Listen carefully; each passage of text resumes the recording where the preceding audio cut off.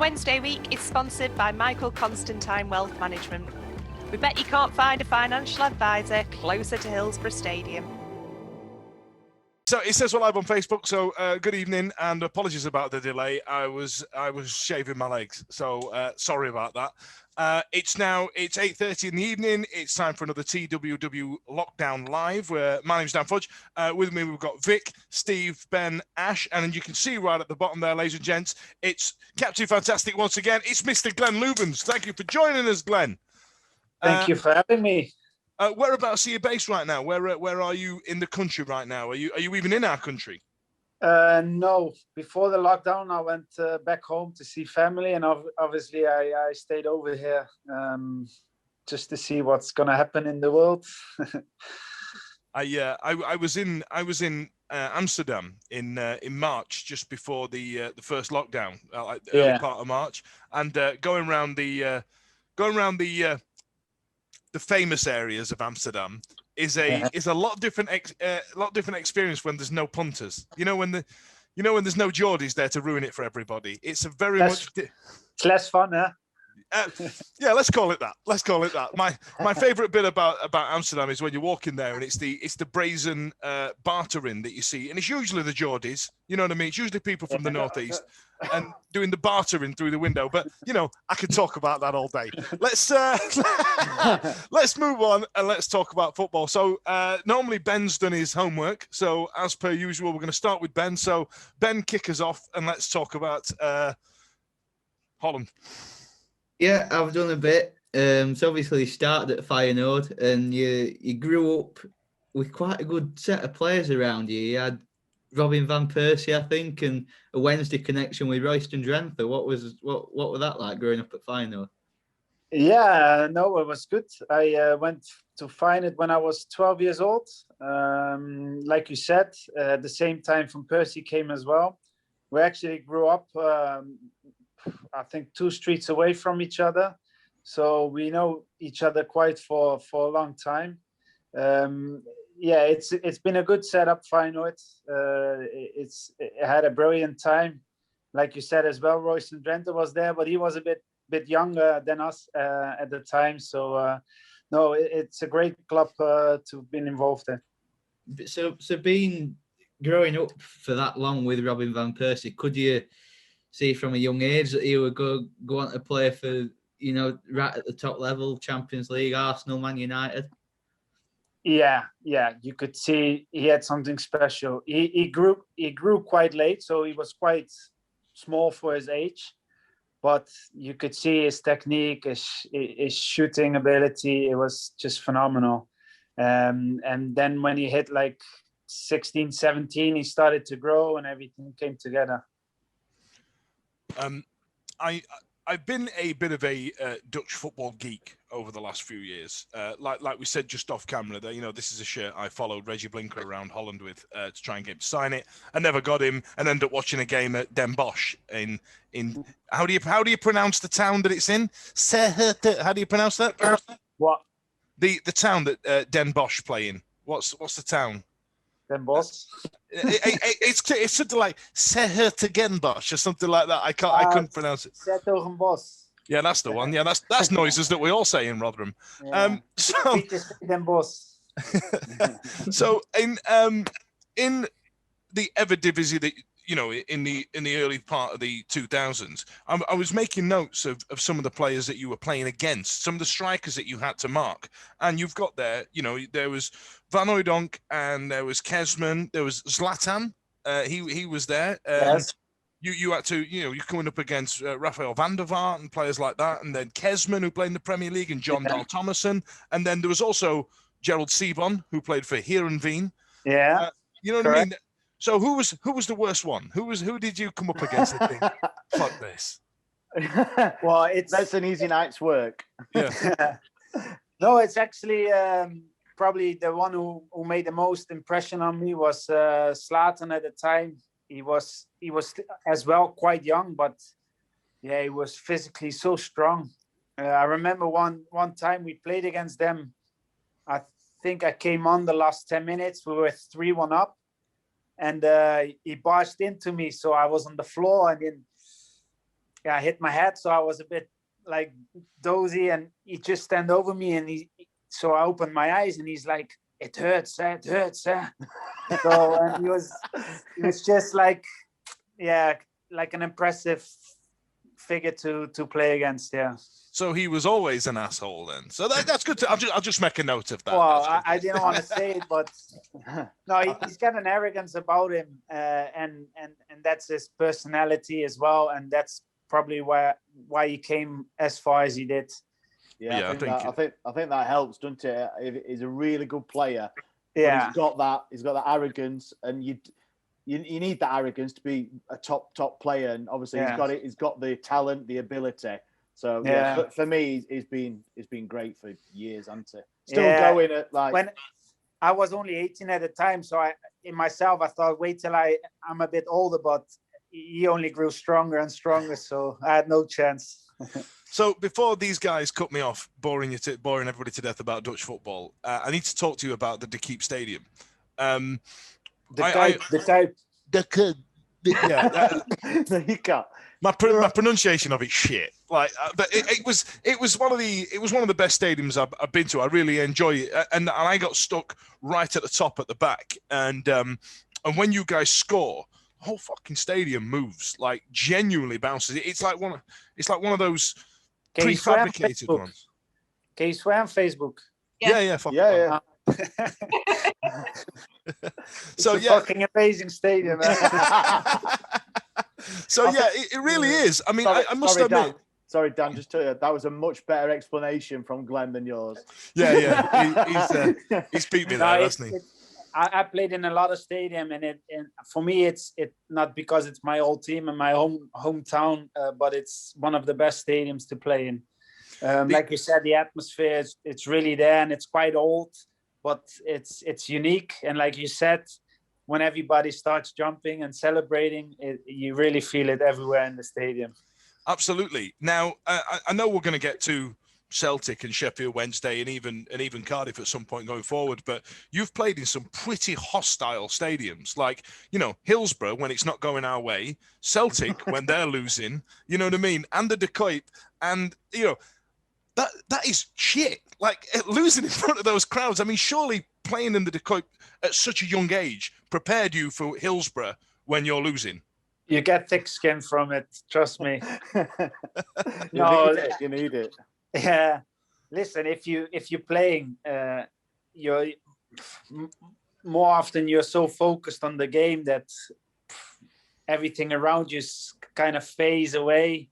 At least that was with me. I always focused on the game, but yeah, sometimes it's you really experience it when you're not playing and you sit in the stand. Then you think, oh my God, that's not always a good atmosphere, but it's part of football and it comes with the job. Brilliant. Right, Ash, take me out of this De Kuip hole that I could talk about Feyenoord all day. I'm just going to keep it on there because not only did Glenn play for what we could say the best club in the world, Sheffield Wednesday, obviously, but obviously UEFA Cup. Now, that is something. Well, obviously, we've not seen European football at Sheffield Wednesday since I think Ben was a sperm. So I've not seen. So what was that like? Like UEFA 2000 or 2001, 2002? I believe, yeah. What was that like?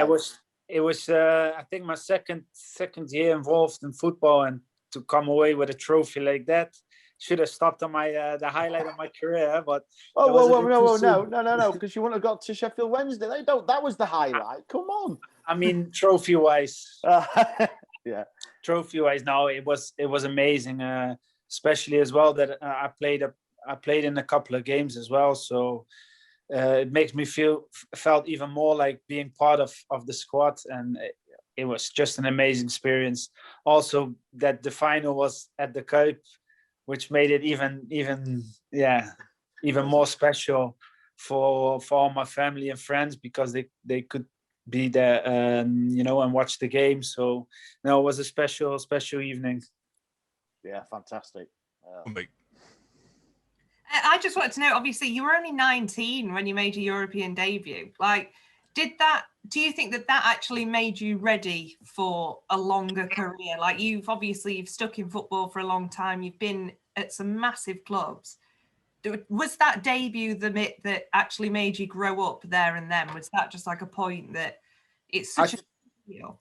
Yeah, no, I think, in the beginning of the career, sometimes everything goes by itself. It goes easy for you. I think when you're a bit further in your career, you have to really work hard for it, because the body, you get little pains and little aches, and that's when you really need to live for your sport. Eat right, sleep right, do all the extra bits aside, and I think that's where you really can prolong your career. And luckily for me, I had the mentality to do so. So, talk to us about moving on from Feyenoord. There was another show that I heard where you had quite a poignant story about leaving the club. Yeah, of course. I've been there so long. I was there since I was 12, so nearly 9 years, 10 years. So I left home, left all my friends, all my family, and I was driving down, and I was telling before that, I took a wrong turn, and I thought, let's drive back, man. I was like quite emotional in the car, and I thought, no, I promised to go, and I gave my word, so I have to go. So I end up going, and it was probably one of the wisest move for my career to go to the UK, because it's more suitable for my play style. But physicality, you know what I mean? Let's call it that. I mean, you can get away with a lot more in terms of hurting people, especially in Scotland. You know what I mean? So, Steve, I'll obviously, get yourself in. Yeah, just going to ask, how did that come about? The actual move. Why Cardiff? How did it sort of come to pass? I don't know, that these kind of things you leave over to your agent. I made them sure that I wanted to go to the UK, because I always thought from a young age that would probably suit me the best, because I like to play physical. I like to get stuck into strikers. So that's probably the country where you get away with it the most. So and he came with his option, and I went over there to see the club, to see the setup. And listen, I had a good feeling about it, and it was good, because that's the first year in my career that I played over 35 games, which I needed. I think I grew like 4 kilos of muscle. So it was like a big learning year for me. What it really was to be to playing week in, week out. Me and Ash have put 4 kilos of muscle on. We were telling each other the day, aren't we, Ash? All muscle, isn't it, Ash? It's all relaxed. It's still on holidays, my muscle. Yeah. Now, when you got to Cardiff, Glenn, and you were playing there, and it was around the 2007-2008 type of season, were you there at the club during that season where I think it was a loss against Sheffield Wednesday that actually stopped Cardiff getting into the playoffs at that point, wasn't it? Listen, I had a lot of balls. My memory is not there anymore. I could lie and say yes, there was the moment, but honestly, I can't remember. Yeah, I'm being polite. Yeah, it was. I think it was the 8-9 season. I think you were playing for the club then. Yeah, but I think I missed that season. I missed the last 7 or 8 games due to injury. So maybe that's the reason you guys won. That's the reason that Cardiff didn't get playoffs as well. I think Preston were right in there as well at the time, and West Brom. Now, obviously, with this being live on Facebook, we've got Vic who's keeping an eye on the comments. We've not discussed it previously, this bit, but are you keeping an eye on the comments, Vic? Yes, I am. Yeah. Well, they are there. You see, it's smooth, isn't it? It's smooth with a capital smooth. And then we'll come back to you, Ben. So go on, Vic. Have we got anything from the listeners? So a lot of people are just really excited at the moment. One for the playoff chat, so I'll come to that in a bit. Someone's saying that the arrogance of Zlatan is exactly what Wednesday are lacking at the moment. Someone said, "What, Zlatan? We're missing Zlatan." Yeah. Did Dave Jones take you on a tour of the ground, like apparently one of the other managers did beforehand? Someone's asked you if you got a tour of the ground. At Sheffield Wednesday? Yeah. No. That's why He didn't. No. One of the I other can't questions. remember how it went, but I had a phone call from him that if I could help him out, because I think you guys were struggling somewhere down the bottom, and I was just recovering from injury without club. So he said, "Come on, let's help each other out." So I kind of needed somewhere to go and to get playing again, and yeah, I'm glad I did, because it's probably one of the most enjoyable time of my career at Sheffield Wednesday. We'll come to that in a bit. One of the other questions is back on the Royston Drenthe theme, and says, if you're going to take credit of being a bit of a big brother to him, he's since dated a Playboy model, released a rap song, launched a fashion empire, and been declared bankrupt. So do you take credit for any of that? Top big brother work there, Glenn. Top big brother work there, sir. Well, have you ever met Royston Drenthe? No. No, he looks insane. We Yeah, try to stay away from. He's always got the whole family with him, so I'm sure he doesn't need any brotherly advice from me. Okay, so let's move into Celtic, shall we? There was just one thing about Cardiff that I wanted to ask, because when you got to Cardiff, you formed quite a good relationship with two players that also played for Wednesday, in Darren Pearce and Roger Johnson. Yeah. And the partnership you had with them, I think with Roger Johnson, did you both play all 6 games in the run-up to the FA Cup final, 2008? Yeah, that year, I think the first 2 years I was playing with Darren, and then last year, then Roger kind of took over from Darren Pearce. Both had a good partner relationship. They're both a bit different, but no, it was a joy to play with both of them, and I think it was the reason as well that we did so well that year. And you thought that you'd scored in that FA Cup final. Well, thanks for reminding me. Ruined my evening. Well done, Ben. Yeah. No, of course, it was a moment that I thought I scored, but hey, that's football. Was unlucky. Should it have been disallowed? Sorry? Should it have been disallowed? Might stroke my arm a little bit, but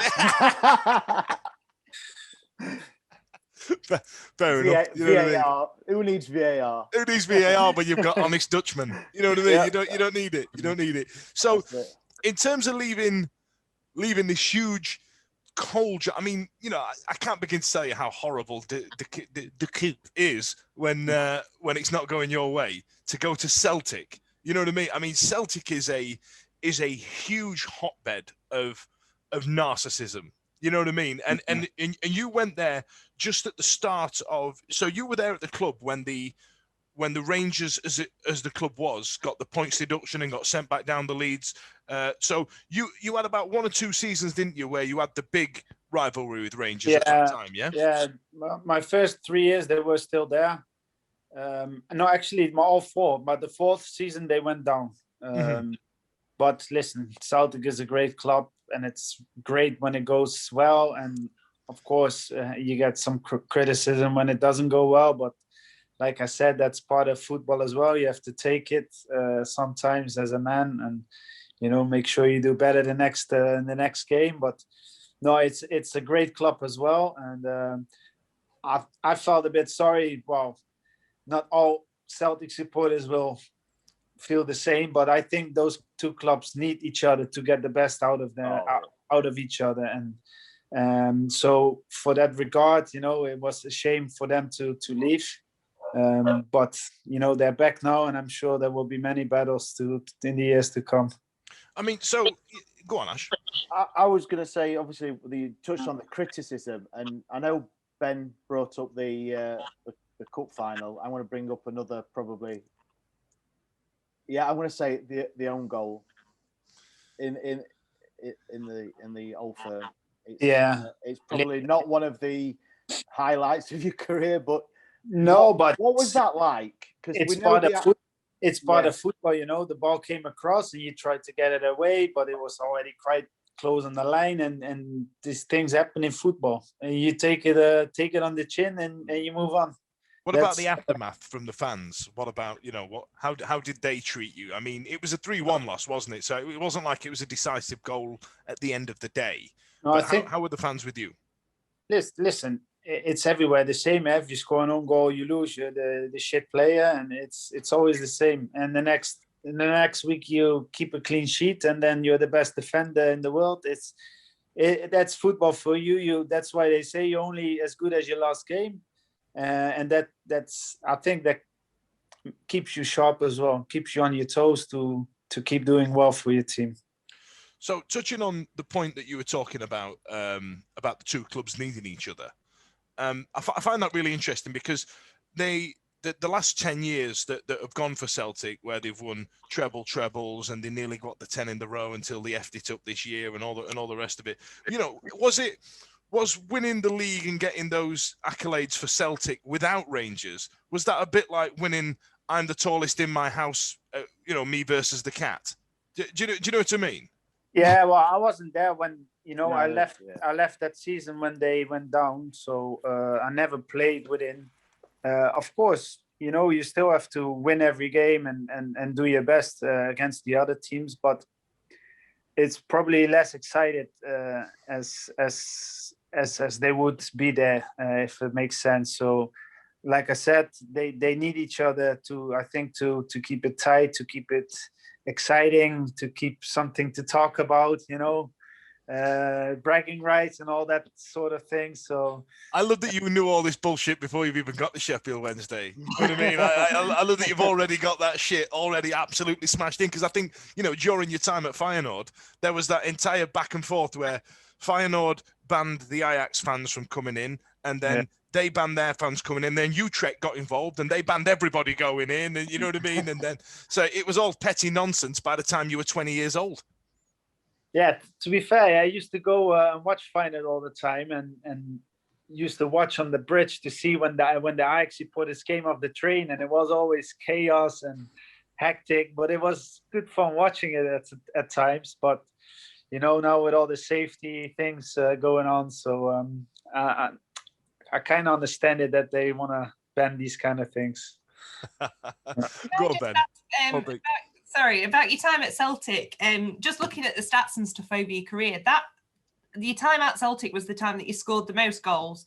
You got about 1 in 10 while you were there, compared to one at Hill. You won for Sheffield Wednesday, a few at Cardiff. What was it about playing at Celtic that just somehow those goals went in?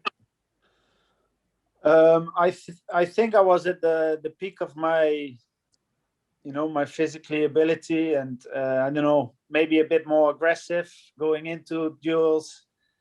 Maybe 10 head injuries later, you get less and less aggressive. I'm not sure. The football shit. Sorry? The football shit up there. Yeah. Go on, I didn't Vic, know sorry. what to say, but okay. Right, Ben, go on, carry on. Lager, yeah. Yeah, your name's Ben, isn't it?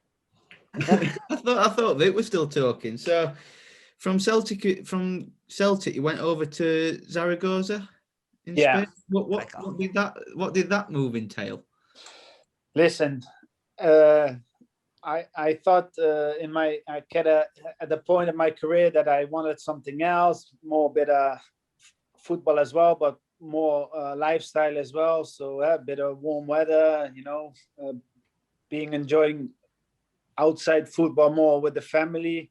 But the football wasn't my cup of tea. I think I got 2 or 3 red cards as well in that year, and I thought, I'm too aggressive for this league. I think Chef Kikuchi said a similar thing when he's tried to go outside of certain countries.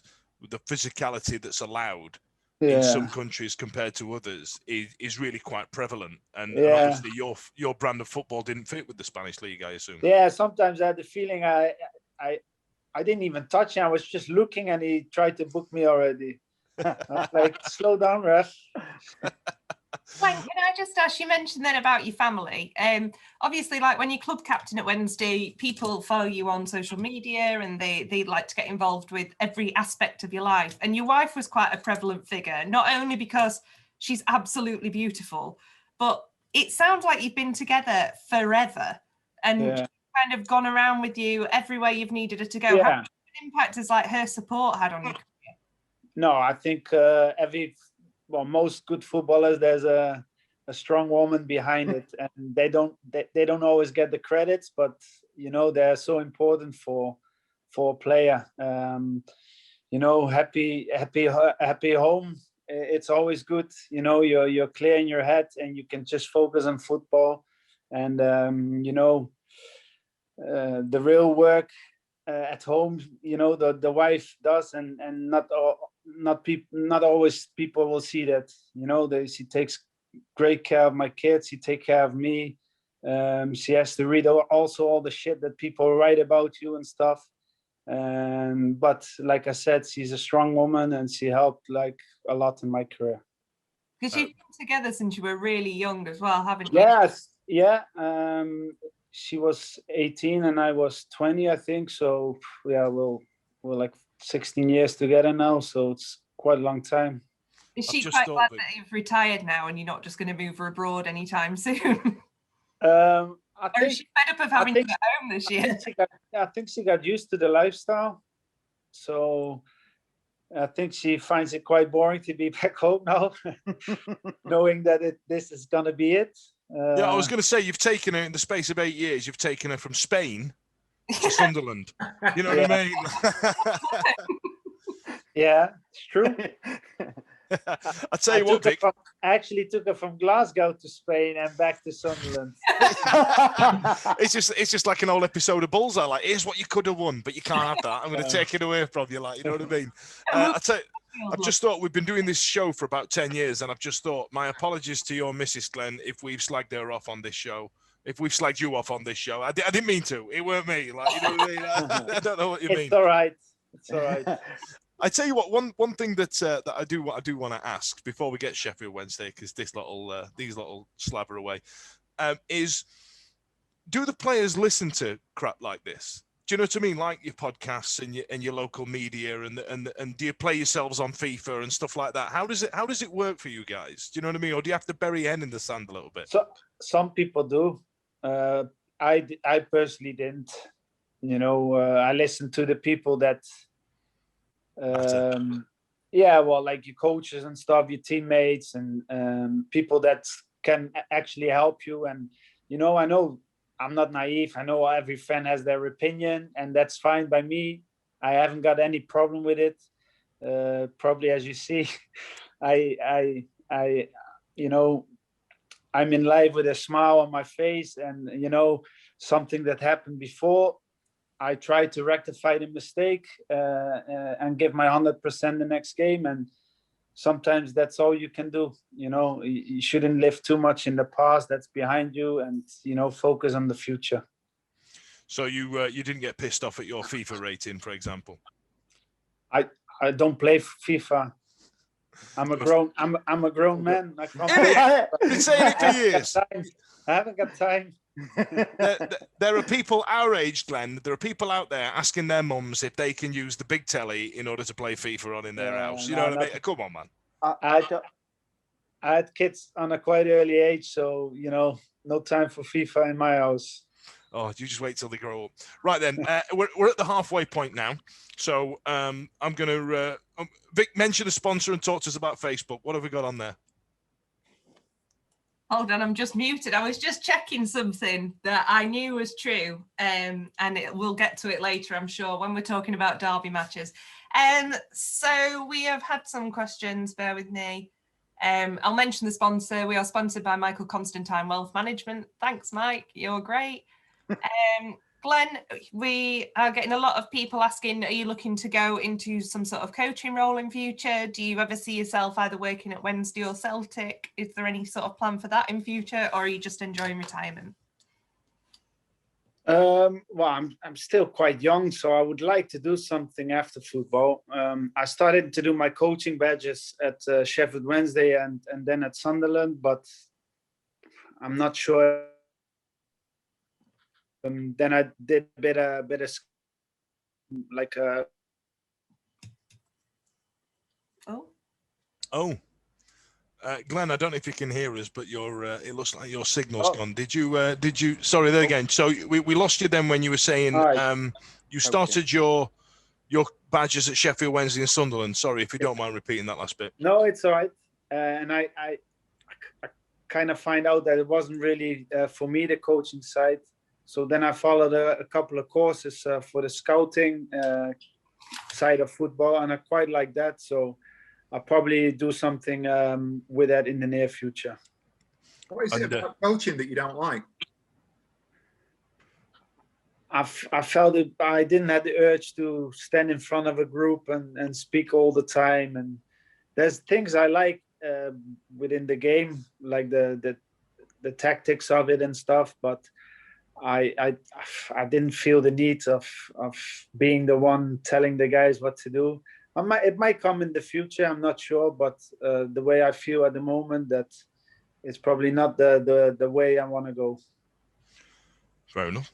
Fair enough. Okay, so we're now at the halfway point. This is the bit where we normally get to Sheffield Wednesday, and then what's going to happen is we're going to fire a load of questions at you, like, who had the shittest dress sense? Was Caroline Lavery any good? You know what I mean? What was your favourite kit? That sort of, it can go anywhere. But what we've actually got for you, Glenn, we've got something for you, and because you played for us in such a, there was a point where we were doing really well under during your time. So Ash, I'll ask you to pick it up from here, sir. Thank you very much. Yeah. So obviously, when the club found out that we were having you on as a guest, I got in contact, and they have actually written a lovely passage for me to read out to you. So if you don't mind, just indulge me for a couple of minutes. So yeah, all right. You're very highly thought of, Glenn. Right. So this is from Sheffield Wednesday Club. So it's Glenn was the ultimate professional throughout his time with the club. As captain, he had the respect of everyone, which was perfectly highlighted by the well wishes he received from his teammates on social media when he left. Glenn's professionalism and character was just as evident from on the pitch.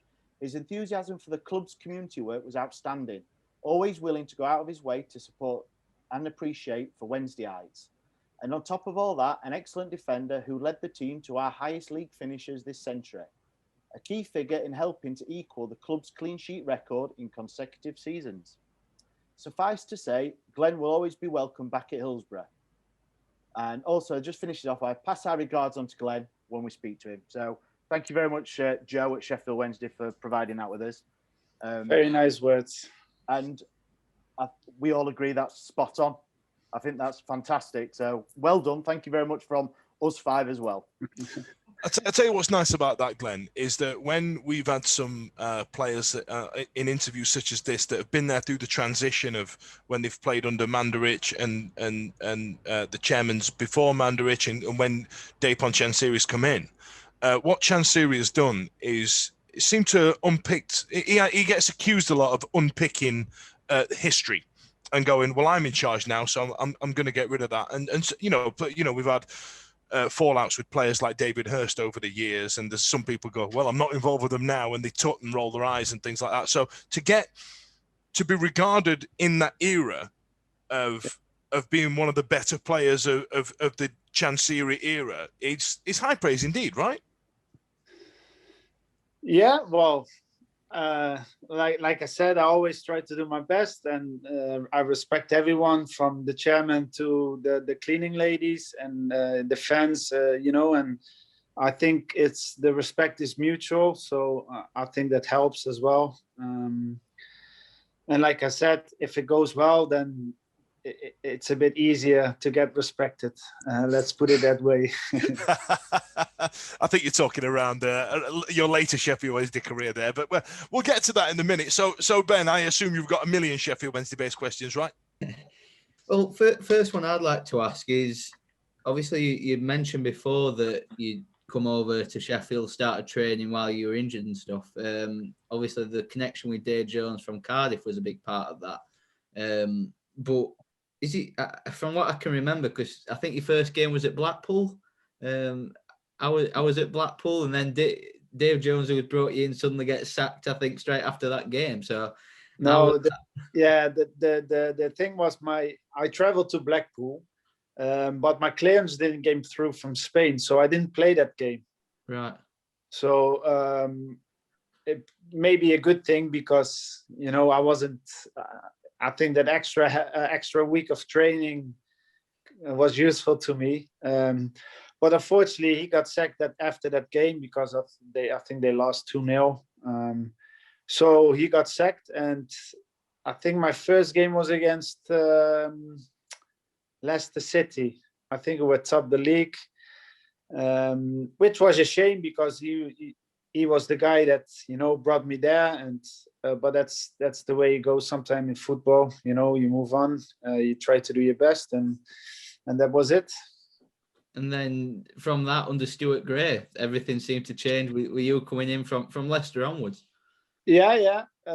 Stuart Gray changed a few things, few players on a few positions, and we kind of hit the ground running, and we had actually a really good second half of the season.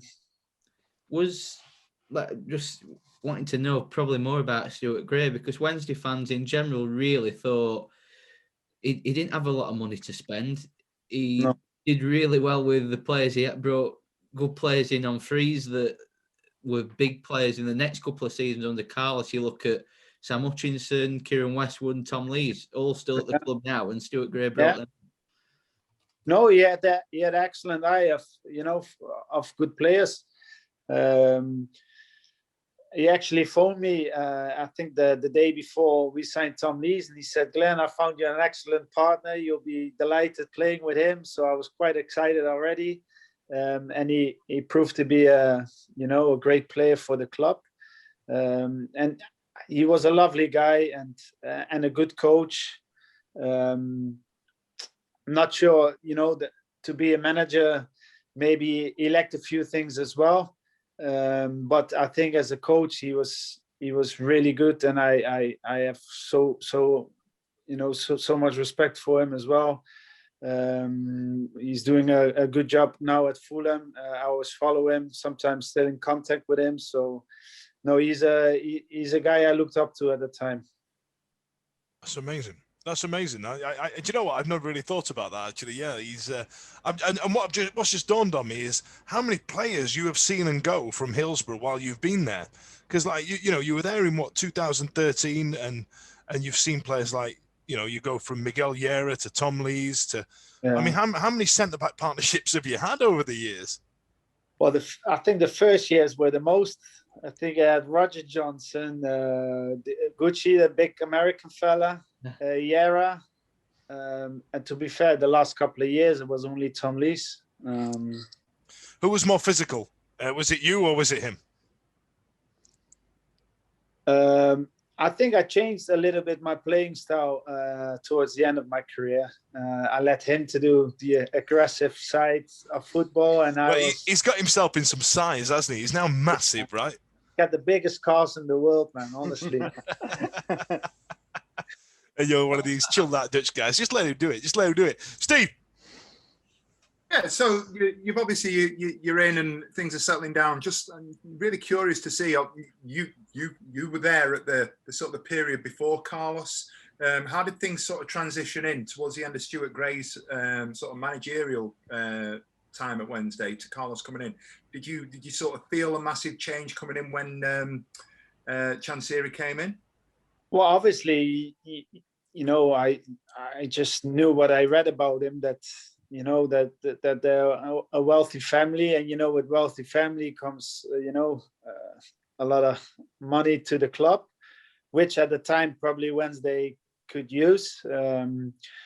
I phoned Stuart Gray when I found out that he was leaving the club. I was quite sad because I had a good relationship with him. But now the new manager came in, a lot of new players came in, and probably sooner than expected. Everything kind of gelled together that season, and it was a very good season, the first one under Carlos. Yeah, I mean, for me, there was a point in that first season, and I don't know about anybody else, and we've not talked about this, but it was the Brentford game away when João scored. Was it, Yeah. it was like the last minute, and then all of a sudden you kind of think, Yeah, I remember that. yeah, we're onto something here. Yeah. As you look back on the season, it wasn't like we went on a massive unbeaten run. We just seemed to be solid and consistent throughout. And I think that's something that Carlos has brought in, or did bring in. He was never one that went on a massive run of 10, 15 games where we just won game after game after game like we did when we came up. He was just solid and consistent in terms of turning points as we went. We hardly lose 2 games on the bounce. You know, it was like we lose one, we win one. Maybe we drew, then we lose, but we never like went on a bad run. But for me, what I quite enjoyed the most, it was the way we played. I don't know, it felt like free flowing and, you know, like good play football, which is always nice to play in. You know, this long balls and fighting football, and it's less enjoyable to play in than the way we did. And that first season, obviously, as we've just said, it wasn't like a sort of a run where we were going to go and sort of go undefeated for periods of time. Was there a point where you ever thought, or there was a discussion around the squad that, you know, we're in with a chance to make it here, or was it something that just sort of appeared?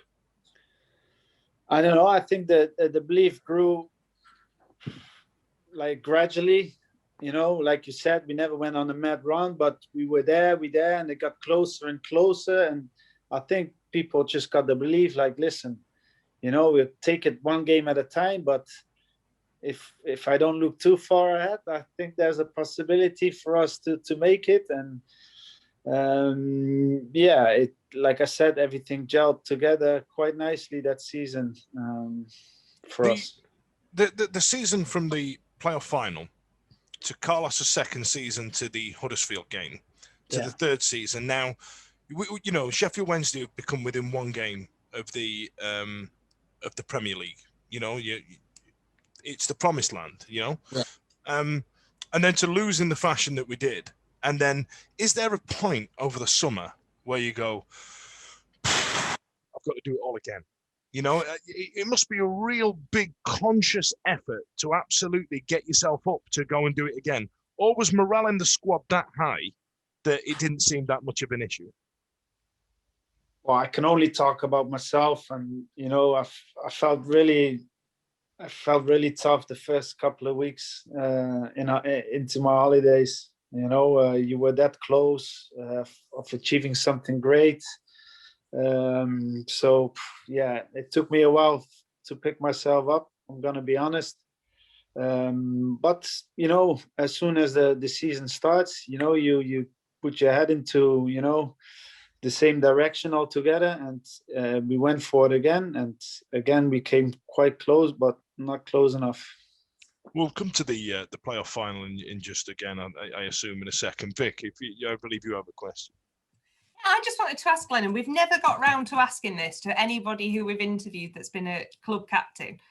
What does that entail? What is it to be a club captain? Do you dish out the fines? Do you organise the nights out? Do you, like, are you a confidant? Are you a bit of a counsellor for people? Like, what is that extra, aside from the armband and shouting a bit more? What is that role? I think you summed it up quite nicely there. Well done, exactly mate. what you do. Yeah, sometimes you do the. Sorry? Did they have to pay you their fines? No, listen, all the fines go into a kitty, and we do things with this kitty. It's not going towards my house or anything like that. But yeah, you know, like you're there with 25, 30 guys, so there has to be some kind of structure, some kind of discipline, and you do it in a fun kind of way. So instead of playing the cop, you know, you try to make it entertainment at times. And, you know, that the money that they don't waste the money, but it's still, we're gonna still do something nice with it, or something good that the team bonding stuff, and this something you do as a club captain. Wasn't that a trip to Amsterdam? Didn't you all go to Amsterdam one year? Yeah. Was that with the fine money? Part of it, yeah. I was just gonna go right. This is probably you. Who was the player that you find the most? Oh, that's easy for me. Go on then. You can have a guess. Oh, Right. Can we have a guess each? Can we have a guess? Guess each. Go on then, Ben. You first. If someone gets it right, he gets a signed shirt from me. get Reggie Blinker to sign me this as well. Someone else go first. We're going to think about it. I All know. Easy. He says it's easy. I'm going to go with. I know what I'm going for. Ross Wallace. No. Right. Go on, Steve. Hutchinson. No. Oh, Gary Medine. No. Oh, Oh no. I really want this shirt. Go on, Ben. Go on, I'm gonna let Ben. I'll be a man. I'll let you go first, Ben. Don't get it Gary right. Hooper. Gary Hooper. No. Go on, Ash. Ash, it's double a quits, mate. Shit or bust. Vic's not gonna like this. After you who? no. No. Oh, Oh. that's it. That's it. Hang on, That's- I don't have to win the shirt, but Chris Maguire. No. Kieran my Westwood. God. No, not Kieran Westwood. Forestieri, probably. Oh, Shall shit, I tell you? Yeah, tell us. Lucas Shaw. Lucas No, no. I mean, don't wanna- he did everything for this football club. He lost a tooth. I don't want to perpetuate any stereotypes, but what was he? What was he constantly fined for? Lateness. Again, Being late. I don't want to perpetuate any stereotypes. What was it? Was it usually timekeeping and? Time. Yeah, just being late. Wow. Yeah. All right, Steve. My apologies. But Okay. he paid everything with a smile. Yeah, with his Yeah. toothless smile. Yeah, because he knew that it was going to contribute to a night out. That's what Yeah, it was. that's wasn't right. it? Go on, Steve. I was going to ask about Joe actually. There's one or two players that I'm kind of curious about. Obviously, he came in and we paid a little bit of money in the term when he came. We paid a decent sort of transfer fee for him. It never really kicked on for him though, did it? With us? No, Since he was. Yeah, he's been quite unlucky with injuries all the time. He had always little niggles and little, things that set him back. And it always took him a bit to get going as well. But he's probably the most gifted player that within the squad at Sheffield Wednesday. Like natural ability, he was strong, quick. He could jump, he could finish, good technique. He probably had like a lot of things going for him. So hindsight is a wonderful thing, and obviously he's having a really good season this year with Reading. Do you think moving him on was good business? Listen, I think probably Sheffield Wednesday kept a few players too long, and went out and left at the end of their contract. And as a club, it's never good business to leave too many people go out of their contract. End of the day, it's football, but it's kind of business as well. And it needs to be viable to live as a club. And I think in that part they wasted some money as well. Do you know what? I think that's probably my biggest complaint about Chansiri. Just that sell them while they're worth something. You know what I mean? Yeah, but Being unfair there, because I think when we first sold Xiao, before he was making moves at Reading, we all thought it We was. were all okay with it. yeah, no. I think we Listen, were. it's sometimes it's beforehand you don't know always how it pans out. Like now he's a top scorer of championship, okay, but it might have not went that way, and that's football. It's always easy talking if something happened already, but as a club, sometimes you need to sell your best players on to make money, to invest in new players. Absolutely. Now, go on. Just going back to just a little bit to like the whole dressing room atmosphere. There's one player I want to ask you about that you and Jose Semedo seem to have quite a big impact on that dressing room that got us to two playoff campaigns. And when you two left, as a fan base looking in, I think the whole fan base in general sort of thought that when you two left, that we lost two huge leaders in the dressing room that we've never really replaced since. Yeah, well, it's always in football, if people that are important in the dressing room leaves, then normally the next one stands up. I've seen it many times before. That's the way things goes in the dressing room, and I'm not sure if what happened after I left. It's quite hard if you're not there every day to see what's going on. But like you said, I have the biggest respect for Semedo because he probably deserved to play a bit more the way he trained every day. Yeah, I agree there. But he came in with a smile. He pushed people on, and when he had to come on the last 10 minutes, he gave his all. So he's like I said, a real credit for the club as well. Now, Glenn, I'm just going to get just a tiny bit serious with you now. I'm not going to try and put you on the spot, but there was I normally get left to ask the difficult questions. It must be my winning smile. That must be it. But there was a really tentative moment. It was early on in the second-ish season of Carlos when we just signed Stephen Fletcher and Fernando Forestieri refused to travel to Norwich. The rumours at the time were that you were one of the players that put, captain duties, you put your arm around him, and you were the ones that tried to talk him down. Can you shed any light on that? Because in terms of actual information as fans that we've had, and I don't want you to, badmouth anybody or, give me the PG-13 answer. You know what I mean? Even though there's probably people watching this on Facebook now thinking, Fudge, shut up, just let him talk. So I'm going to do that now. No, it's correct. The manager at the time, he thought it was better that it came from me. So I went to speak to him.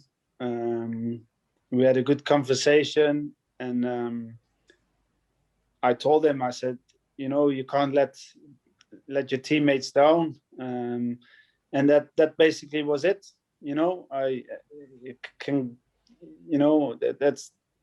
And he was thinking, and he kind of agreed that, if he didn't play, that was happening, and he kind of decided to play.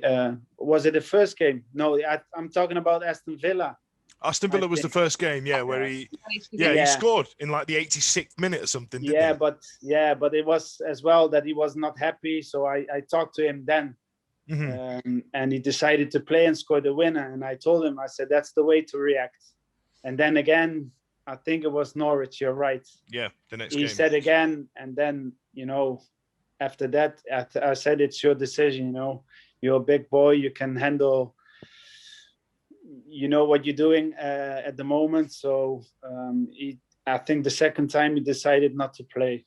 Was there an element of Fernando being a bit of what you'd refer to as a, tortured genius? Like there is clear talent there, but he looks like a manager's nightmare. You know what I mean? Somebody who's going to try and look after him and manage this nutcase. Like he always came because he was so passionate and so. Yeah, but that's the South American type of players. They you need to know how to handle them, and to be honest, Carlos, he could that very well. He handled Fernando very well, and sometimes you need to give him a cuddle. Sometimes he needs a kick, on the grass side. But you need to know when to do what. But everybody could see he had a lot of quality. So I had no problem with it because, coming Saturday, he will make the difference for you. Absolutely. Go on, Ash. No, that was something I was going to point on, that we all knew what he could do, and majority of the time he did produce on a Saturday with either not just goals. He had great work rate. I really did like him as a player, but I think through a lot of fans, obviously what happened was the beginning of the end. Really, I think with him. So it was like even after that though, Ash, he did produce on one night, which led to Glenn getting his only goal for Wednesday. He did set Glenn up that night at Newcastle. Yeah. What was that like, Glenn? Yeah, well, it was a long time coming, that goal. But listen, if you do it in one stadium, then why not in a big stadium like that, in important games? So, well. I can see it. I can see it from my hotel, actually. So. I tell you what, St James's Park. that Boxing Day Newcastle away day was huge, because I thought it was a turning point of our season. I think that was a day where we realised that we were a contender. We are a big enough team to rub shoulders with these people. And I think I was in a pub in Sheffield at the time, bent over this couple on date night. There was a load of Sheffield Wednesday fans in the corner screaming at the TV. Yeah. And there was this couple, this little Tinder date in the corner. And I'm stood over them going, "Are you having a good time? Do you use Daz?" I don't know why I did it in a high-pitched voice, but that's a little story for you. Vic, get me out of this hole. What's happening on Facebook? Have we got any questions? A lot of people guess Forestieri for the person fined the most. Someone's pointed out that Ash looks like he's got a Snapchat filter on his face at the moment, which is nice. Whoa. I'm not down with the Snapchat. Is that good? I don't know. No, it's not. All right. Hotel room in Newcastle. I know. There's not been a lot else, but I just wanted to quickly, before we let you go, Glenn, was obviously you played in a lot of derbies in your time, like the Old Firm derby, you played in the Sheffield derby. And you did manage to get sent off in the Sheffield derby. Obviously, the second year. It was a cracking tackle, though. It's not that bad. But I thought the first one was amazing tackle. Yeah. Yep. Yeah. I thought that was on the ball, hard but fair. I mean, that was to be honest, Glenn, that we don't really want to remember Sheffield derbies. Let's be honest, there wasn't a great one that season, and they'll never forget it. The same as we've gone on about one for 40 years. But how did that feel? So obviously you played in all these derbies. We've talked to so many players now that have played at Old Firm, played at the Wednesday United derby, played in the Newcastle derby, and everyone always says the same sort of thing about the atmosphere and it's all white noise and the same thing. But you got sent off. How did that feel? Like, was that not just emotion as you leave that football? Because you didn't get sent off a lot in your career, to be fair. Unless he's in Spain. Unless he's in Spain, No, well, listen, it's never nice to get a red card because, it's the walk of shame to get off the pitch. It takes forever, man. If it was me, I would sprint off that field, but... No, listen, it's something that happens as a footballer. It's a shame that it happened, on a big occasion like that. But listen, you don't do it on purpose, and you move on. Because, I was just glad they didn't lose that game. Yeah, you get you're first in the communal bath, so that's got to be the best thing, though, isn't it? Because you don't want to go in after anyone else, do you? Do you still do that in the? So I first let him down. on the pitch, then I pissed in the bath. That's what I mean. Do you know what? I was going to do a piss gag. Beat me to it. You're that kind of guy. I tell you what. So I'm going to wrap it up now here. So, ladies and gentlemen, Glenn Loovens, club captain, played in the playoff final. Own goal in a Old Firm derby, sent off in a Sheffield derby. Great player, shit at derbies. Ladies and gentlemen, big round of applause. Mr. Glenn Loovens, thanks a lot for joining us. Thank you very much. Stay on the line, Glenn. Vic Tech is. The Wednesday week is sponsored by Michael Constantine Wealth Management. We bet you can't find a financial advisor closer to Hillsborough Stadium.